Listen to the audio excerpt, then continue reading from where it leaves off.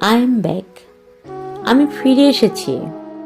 কেউ আমাকে ডেকে ফেরায়নি, কেউ আমাকে হাত বাড়িয়ে তোলেনি। আমি নিজেই উঠে দাঁড়িয়েছি নিজের ধ্বংসস্তূপের ভেতর থেকে। ফিরে আসা মানে শুধু আবার দেখা দেওয়া নয়, ফিরে আসা মানে আর কাউকে নিজের ভাঙা জায়গায় খেলা করতে না দেওয়া। আমি হারিয়ে যাইনি, আমি থেমেছিলাম নিজেকে জোড়া লাগাতে। সেম মি, আমি সেই আগের আমি।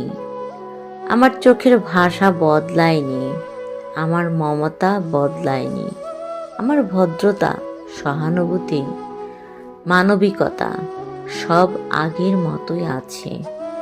কিন্তু এবার পার্থক্য একটাই, আমি আর নিজের ভালোত্ব প্রমাণ করতে গিয়ে নিজেকে ছোট করি না।